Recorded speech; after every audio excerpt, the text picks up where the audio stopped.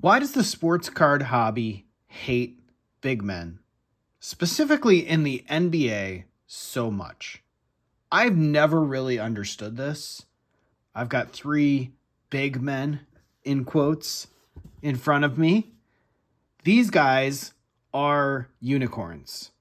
They're not typical big men. Now, maybe the big men that you hate are like Bill Cartwright or Luke Longley, or the classic guys from the mid 90s that were tall, lanky, could only play center, could only play down low, never shot threes, never ran the point, never did anything for their offense other than get rebounds and play defense. For that reason, I think the sports card hobby hated big men. But now we see such an array of guys who are just unicorns on the basketball court. I don't even have the latest one, Victor Wembanyama. He doesn't play center, I don't think. He's 7'5". Yes, he's a big man.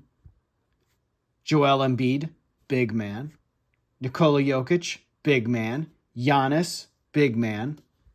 I don't actually have a graded rookie of either of these guys. Maybe I'll have to get one. Because my premise is, I think it's time that the classic big man theory of some of these guys, yes, they play center. Yes, they're tall, but they're not really big men in the way that you think of them from the early and mid 90s and even before then. Joel Embiid won MVP last year. He was absolutely sensational throughout the entire year. He's been getting better every single year. I don't know that he facilitates the offense as much as these other two guys does, but Joel Embiid is a big man. He's a little slower, but he's just fluid, generational talent kind of guy. Nikola Jokic, probably the best basketball player on the planet right now. Maybe you could make a case that Giannis and Joel Embiid are going to give him a run for their money, but I don't know. It's a toss-up between these three guys, I think, who's absolutely the best player in the NBA right now. I might be a little biased because I'm a Giannis fan, but as you guys know from my channel, I'm also a Steph Curry and a De'Aaron Fox fan. They're not big men. We'll get into that a separate video. But back to what we're saying about Nikola Jokic. Ever since he came into the league, he's just been a different player. He facilitates the offense. Actually, another big man that I don't have up here because I don't have a rookie card or anything of them, Domantas Sabonis. Let's talk about him too. If you look at the Terapeak data that we did a couple weeks ago, the market cap on a lot of these guys is really low compared to some of their other guard counterparts. I don't even think Sabonis would have made the list. Joel Embiid had a sales in the last 3 years or something like that of about $2 million. Actually, I think that was last year. 2023 had a sales total of about $2 million. Nikola Jokic was about 5.5, and Giannis was like 8. Somewhere in that range. And then Steph Curry's like 12. LeBron James is like $24 million. So it's a lot of money. It's a lot of money for any of these guys to be paying for cards. But these two guys were on the lower end of spending relative to other guard and forward and non-big men counterparts. And I just don't understand it. So what that Nikola Jokic is 7 foot tall? So what that Joel Embiid is 7'2"? So what that Giannis is 6'11" or 7 foot or whatever he goes by? 7'1". I don't want to knock this card over. What's his height? 6'10". He's not 6'10". I hate to say it. He's not 6'10". That would be the same height as Kevin Durant. He's not 6'10".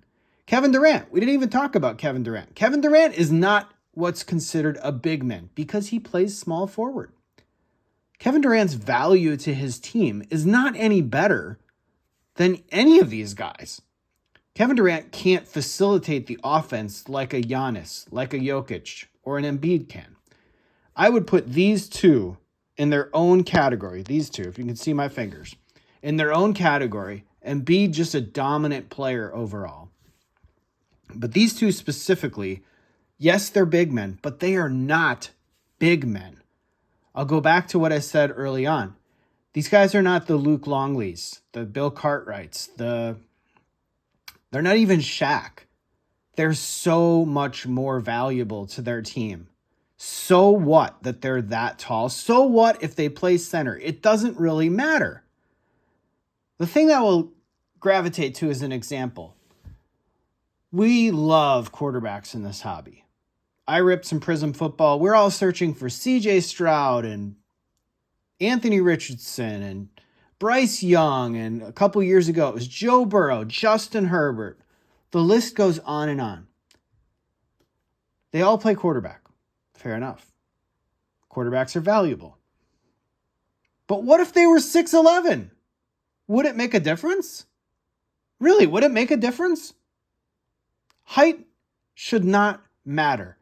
The value that these guys present, all three of these guys present to their teams, is so much more than just a typical big man. And it will always be that way. They're not typical big men. So I think it's about time the card hobby just stop calling these guys big men. Jokic is a unicorn. He is a facilitator. Embiid, dominant, facilitator. Giannis, facilitator, dominant.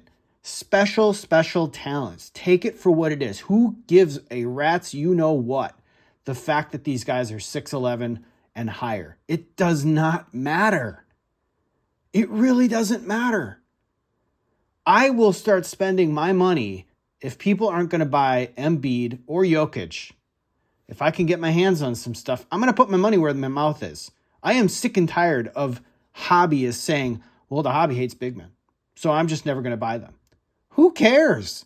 These guys are going to go down as some of the all-time greats. It doesn't matter. I think in the end, we need to recalibrate ourselves on what do we mean by the hobby hates big men? Do we mean it's just the height?